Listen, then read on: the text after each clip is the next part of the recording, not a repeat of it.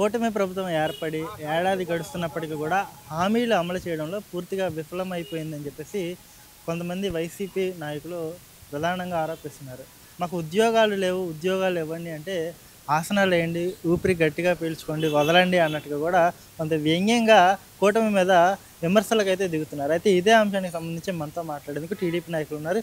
చెప్పండి రమేష్ గారు, కూటమి ఏడాది అయింది అధికారంలోకి వచ్చి. ఈ ఏడాది కాలంలో మీరు ఏం చేయలేకపోయారు, విఫలమైపోయారు దారుణంగా అనేది వాళ్ళ యొక్క ప్రధాన ఆరోపణ. దీన్ని మీరు ఎలా చూస్తారు? ముఖ్యంగా జగన్మోహన్ రెడ్డి రాష్ట్రంలో విఫలమవటం వల్ల వైనాట్ 175 అన్న మాజీ ముఖ్యమంత్రి ఇవాళ కేవలం 11 స్థానాలకే ఈ రాష్ట్ర ప్రజలు ఆయన్ని ఉంచారంటే ఆయన స్థితి ఏంటి, ఆయన గతి ఏంటి అనేది రాష్ట్ర ప్రజలు ఆల్రెడీ నిర్ధారణ జరిగింది. వారికి మతి భ్రమించింది.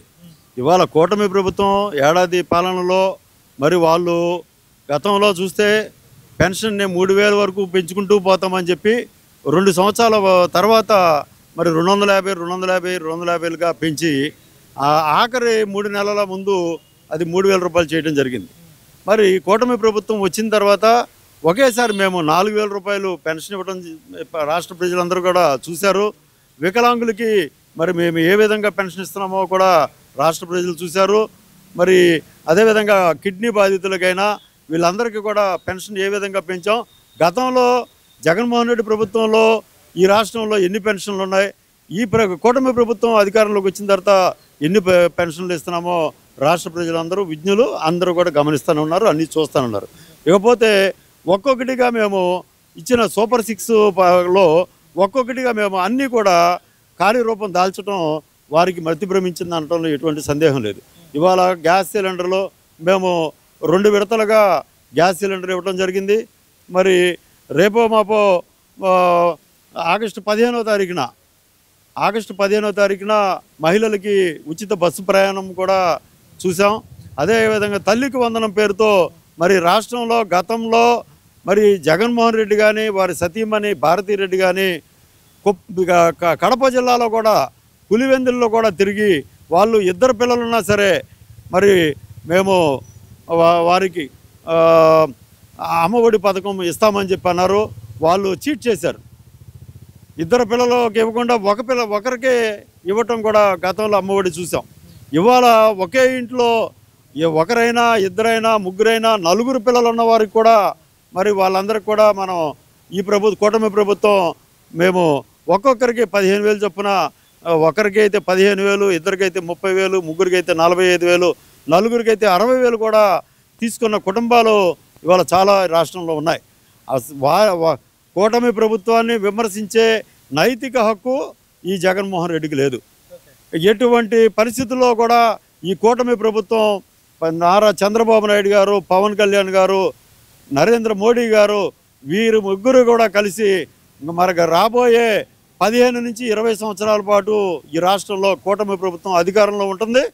ఎందుకంటే వీళ్ళు పోలవరాన్ని నిర్వీర్యం చేశారు.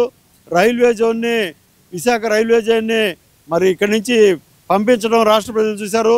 విశాఖ స్టీల్ ప్లాంట్ కూడా ఇక్కడి నుంచి మరి ఏం జరిగింది ఏంటనేది కూడా గతంలో వైసీపీ ప్రభుత్వం మరి కేంద్రంతో అప్పుడు లాలూచి పడిన విధానం కూడా రాష్ట్ర ప్రజలు చూశారు. ఈ మా ప్రభుత్వం ఇప్పుడైతే కూటమి ప్రభుత్వం నరేంద్ర మోడీ గారు కేంద్ర ప్రభుత్వంలో మేము భాగస్తులం అయ్యామో అప్పుడు పోలవరం ప్రాజెక్టుకి నిధులు ఎంతో స్పీడ్గా మంజూరు అవుతూ మరి ఇప్పటికి 90% అబోవ్ వర్క్లు కంప్లీట్ చేసాం.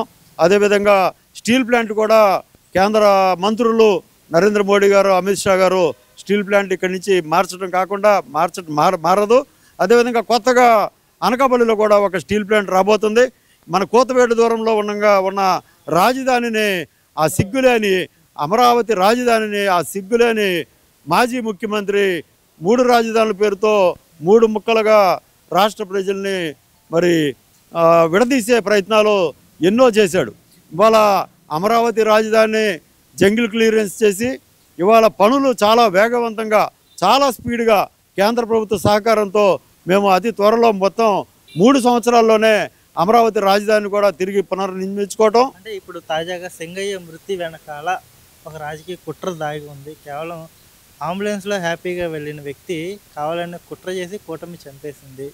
ఆ కుటుంబంతో అవాస్తవాలు చెప్పించడం కోసమే, సాక్ష్యాలు మళ్లించడం కోసమే ₹1,00,00,000 ఆఫర్ ప్రకటించింది. ఆ కుటుంబానికి ₹1,00,00,000 కూటమి ప్రభుత్వం ఇచ్చింది. జగన్‌ని అరెస్ట్ చేయడంలో భాగమే ఇదంతా అని చెప్పేసి కూడా ఈ రోజున వ్యాఖ్యలు చేస్తున్నారు. దీన్ని మీరు ఎలా చూస్తారు? కూటమి ప్రభుత్వం అలాంటి జిమ్మిక్స్ చేసే పరిస్థితుల్లో మేమైతే ఎప్పటికీ అలా దిగజారిపోము. గత ఎన్నికల్లో సొంత బాబాయినే మరి బాత్రూంలో మర్డర్లు చేయించిన ఈ ముఖ్యమంత్రి మరి భారతీయ గారికి కానీ జగన్మోహన్ రెడ్డికి కానీ వారికి సమాచారం ముందుగానే ఉంది. ఉదయం 4 గంటల నుంచి 3 గంటల నుంచి వాళ్ళకి ఫోన్లు వచ్చినాయి. ఆ రోజు నారాసుర రక్త చరిత్ర అని చెప్పి చంద్రబాబు నాయుడు గారి చేతిలో కత్తి పెట్టి మరి సాక్షి పేపర్లో మరి ఆ పాంప్లెట్లో మరి ప్రచారం చేసి ఆ విష ప్రచారం చేయటం అది జగన్మోహన్ రెడ్డికే చెల్లు. కూటమి చంద్రబాబు నాయుడు గారు ఆవేశపడరు. జగన్మోహన్ రెడ్డి లాగా సైకో విధానాలు ఇక్కడ ఉండవు. చంద్రబాబు నాయుడు గారు ఒక్కసారి ఆలోచించి తీసుకునే నిర్ణయం చాలా గొప్పగా ఉంటుంది. ఇవాళ లోకేష్ బాబు ఆ రెడ్ బుక్ని మరి జగన్మోహన్ రెడ్డిలా అయితే మరి 2వ రోజున 3వ రోజున ఏదేదో చేస్తాడంటారు.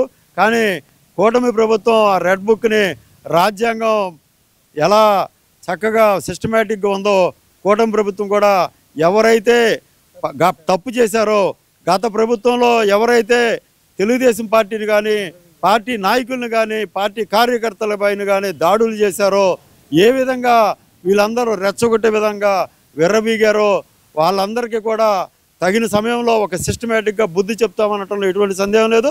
ఈ సింగయ్య విషయంలోకి వచ్చినప్పుడు ఈ సింగయ్య మరి ఇవాళ ఒక కుక్క పిల్ల కారు కింద పడి చనిపోయిన విధంగా మరి జగన్మోహన్ రెడ్డి మరి రాష్ట్ర ప్రభుత్వం మరి 100 మందికే పర్మిషన్ ఇచ్చి 3 వెహికల్స్తో వెళ్ళమని చెప్పంటే మరి గుంటూరు జిల్లా పల్నాడుకి వెళ్ళేటప్పుడు సింగయ్య కారు కింద నలిగిపోతూ ఉన్న ఆ వీడియోలు కూడా రాష్ట్ర ప్రజలందరూ కూడా చూశారు.